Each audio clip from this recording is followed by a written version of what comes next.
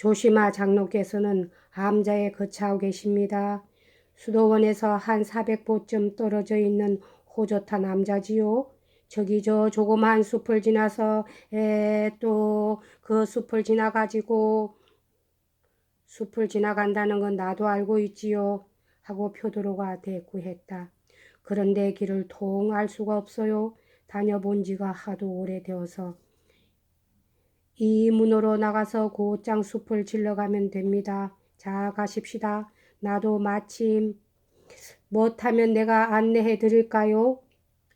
이쪽으로 오세요. 이쪽으로. 그들은 문을 지나서 숲 쪽을 향해 걷기 시작했다. 나이가 60 전후로 보이는 이 막시모프라는 지주는 비상한 호기심을 가지고 일행을 힐끔힐끔 훔쳐보면서 걷는다기보다는 그들 옆에서 깡충깡충 뛰어가고 있었다. 그의 두 눈은 마치 도토리 알처럼 볼록 튀어나와 있었다. 우리들은 특별한 용무가 있어 장로한테 가는 길입니다. 하고 묘쇼프가 위험 있는 의조로 말했다. 다시 말하자면 그분에게 허락을 받고 찾아가는 길이지요. 그러니까 당신이 길을 안내해 주시는 건 고맙지만 우리하고 같이 안에 들어갈 수는 없습니다. 난 그분을 벌써 만나 뵀지요. 벌써? 정말 훌륭하신 기사더군요. 하고 지주는 손톱을 탁 튕겼다.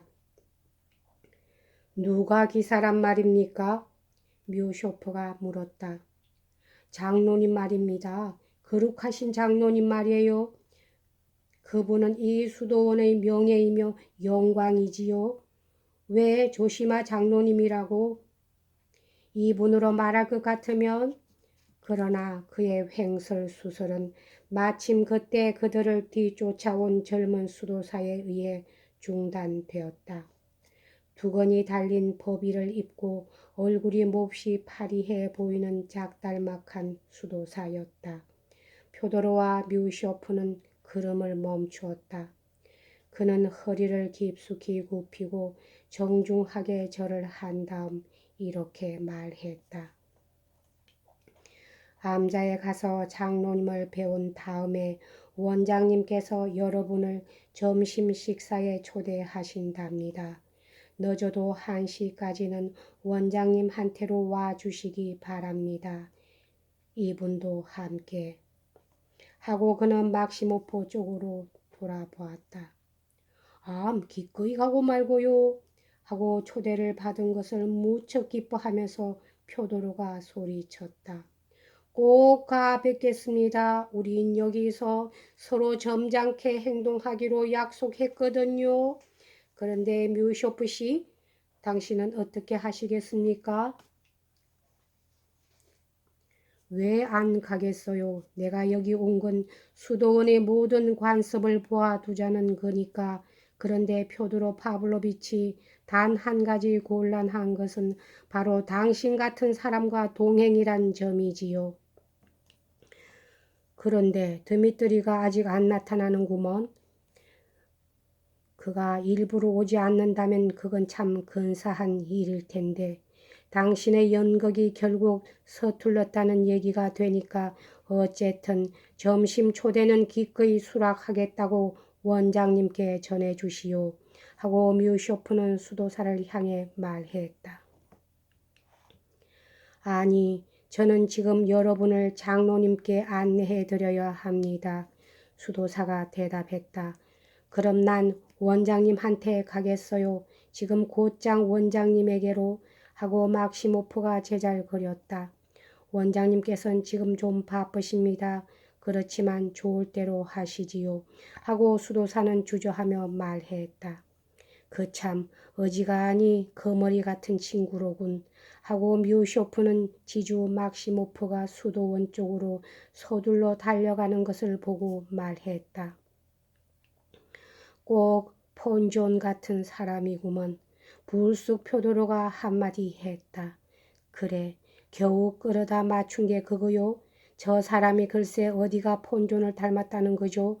도대체 폰존을 직접 본 적이 있기나 합니까? 사진을 봤지요. 얼굴이 닮았다는 건 아니지만 어딘가 비슷한 점이 있어요. 틀림없는 또 하나의 본존입니다. 나는 항상 관상만 보면 대뜸 알아낼 수가 있지요. 그야, 당신은 그런데 도통한 사람이니까.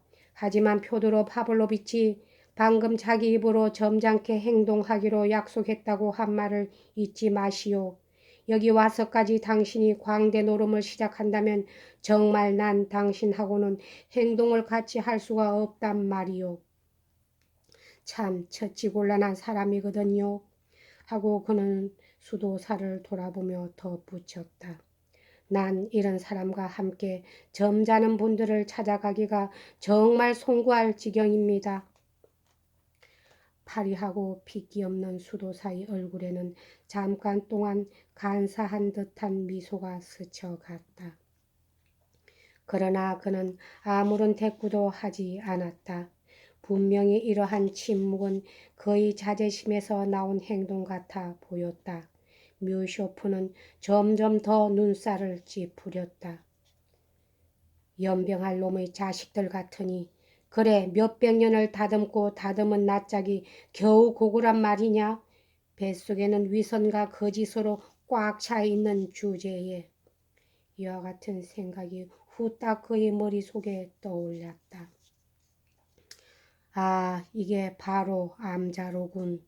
이제 다 왔군요. 하고 표도로가 소리쳤다. 그런데 문이 닫혀 있어. 그는 문 위와 문 좌우에 그려져 있는 성상을 향해 성큼성큼 걸어가 성호를 걷기 시작했다. 남의 수도원에 왔으니 여기 풍습대로 따라야지 하고 그는 말했다. 이 암자에선 25명의 성자들이 서로 상대편 얼굴만 쳐다보고 배춧국만 먹고 산다더군. 또 여자는 아무도 이 문을 들어설 수 없도록 되어 있다는 거죠. 이건 좀 생각해 볼 문제 같아요. 그건 어디까지나 사실인 모양이니까. 그런데 장로님은 기부인들을 만나고 있다는 소문이던데 이건 도대체 어떻게 된 일이죠? 그는 느닷없이 수도사에게 물었다. 평민 출신의 부인네들은 지금도 저기 보이는 복도 옆에서 기다리고들 계십니다. 그리고 상류 계급의 부인들을 위해서 복도 옆에 조그만 방을 2개 지어 놓았지요. 그러나 그것 역시 암자의 구역 밖에 있습니다. 저만큼 보이는 것이 바로 그 방의 창문들이랍니다. 장로님께서는 건강이 좋으실 때 암자에서 저 방으로 통하게 된 복도를 따라 거기서 부인들을 만나 보십니다. 지금도 하리코프 현의 여주인 홀라코바라는 부인이 병약한 따님을 데리고 와서 기다리고 있지요. 아마 장로님한테서 무슨 전가를 받은 것 같군요. 그렇지만 장로님께서는 요즘 무척 쇠약해지셔서 일반 신도를 만나는 일조차 힘드실 지경이니까요. 그러니까 암자에서 부인들 방으로 직접 통하는 무슨 비밀 통로가 있다는 말씀이군요. 아니 수사님, 내가 뭐 나쁜 뜻으로 그렇게 말한 건 아닙니다. 그렇지만 아토스에 있는 수도원에서는 부인들뿐만 아니라 암컷은 모두 얼씬도 못하게 되어 있다던데요. 예를 들면 암탉이나 암칠면조나 암송아지나. 이것 봐요, 표도로 파블로비치. 정말 그러시면 난 당신을 떼어놓고 혼자서 돌아가 버릴 테요. 미리 말해두지만 내가 없으면 당신은 당장 여기에서 쫓겨나게 될걸. 그렇다고 뭐 당신을 방해한 건 없지 않소? 뮤쇼프 씨. 아, 저걸 좀 봐요. 그는 암자 안의 구역으로 들어서면서 소리쳤다. 정말 여기 사람들은 모두 장미꽃 동산에서 살고 있는 모양이군요. 정말 거기에는 장미꽃은 그때 없었지만 보기 힘든 아름다운 가을 꽃들이 더 이상 들어찰 데가 없을 정도로 가득히 들어서서 소담스레 피어 있었다. 아마도 상당히 훌륭한 솜씨를 지닌 사람들이 꽃들을 가꾼 듯 싶었다. 성당 둘레나 무덤들 사이에도 꽃밭은 가꾸어져 있었다. 장로가 살고 있는 정면에 복도가 딸린 조그마한 목조 단층집 역시 온통 가을꽃으로 둘러싸여 있었다. 먼저 번 바르쇼 높이 장로님 때에도 이런 꽃밭들이 있었던가요? 그분은 아름다운 것이라면 무작정 싫어하셨다고들 하던데 심지어 젊은 부인들한테 달려들어 지팡이로 마구 후려 갈겼다는 말까지 있었으니까요.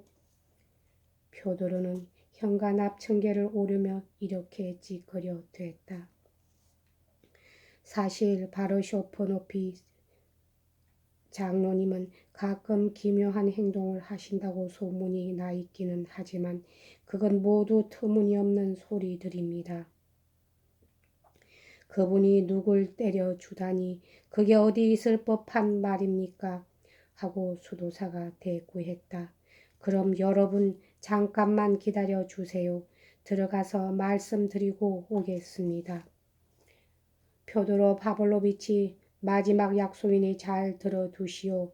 제발 좀 점잖게 굴기로 합시다. 그렇지 않으면 나도 생각이 있으니까 하고 그 사이를 이용하여 뮤쇼프가 다시 한번 소곤거렸다. 당신이 이처럼 흥분하더니 그거 참 모를 일이로군요. 하고 표도로는 빈정거리는 투로 말을 받았다. 혹시 죄를 많이 져서 무서워진 건 아닌가요? 장로님은 첫눈에 벌써 무슨 일로 찾아왔는지 알아맞힌다고들 말하니까. 그런데 당신 같은 파리장 진보파 신사가 어리석은 백성들의 말을 그처럼 믿고 있다는 데는 정말 놀라 자빠질 지경이로군요. 그러나 묘쇼프는 미처 이 조롱스킨 말에 대답할 여유가 없었다. 곧 들어오시라는 전갈이 왔기 때문이었다. 그는 약간 화가 난 채로 안으로 들어갔다. 정말 이러다간 내가 또 짜증을 내고 언쟁을 하게 될는지도 몰라. 괜히 흥분하게 되면 결국 나 자신은 물론 나의 사상까지도 품위를 손상하게 되고 말 거야. 이러한 생각이 그의 머릿속에 바득 떠올랐다. 다음 시간에 하겠습니다. 감사합니다.